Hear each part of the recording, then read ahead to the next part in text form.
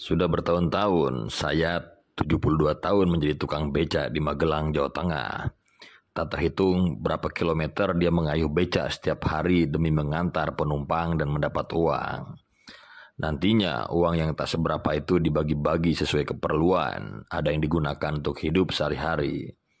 Lalu ada juga yang disimpan sebagai bekal memperpanjang kontrak rumah.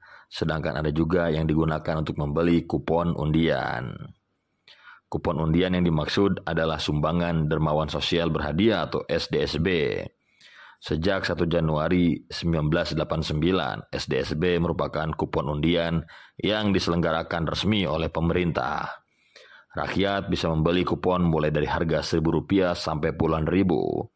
Kelak, uang undian digunakan pemerintah untuk modal pembangunan. Sebagai timbal balik, pemerintah memberikan hadiah miliaran rupiah yang ditentukan berdasarkan kocokan kupon pembelian.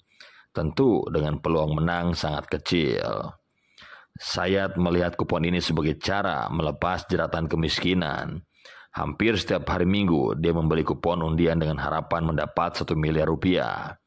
Sayang, tak pernah sekalipun kupon yang dia beli sesuai dengan kocokan pemerintah. Sampai akhirnya keajaiban terjadi pada Rabu 9 Mei 1990. Tepat pukul 23:30, Sayat memutar radio yang bisa mengumumkan pemenang SDSB. Dia pun mendengar secara seksama ucapan penyiar yang menyebutkan angka pemenang kupon undian.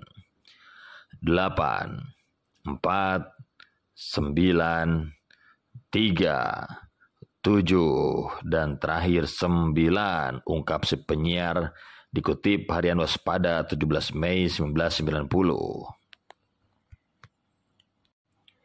Sang penyiar mengucapkan angka terakhir, Sayat langsung terperanjat. Ternyata seluruh angka cocok dengan kupon yang dia punya. Artinya Sayat sah mendapat 1 miliar rupiah dari pemerintah.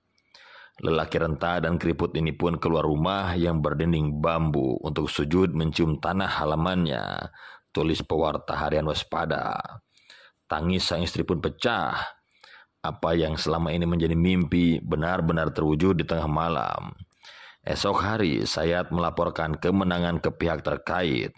Setelahnya, sisi kota Magelang pun heboh sebab ada tukang beca mendadak jadi miliarder.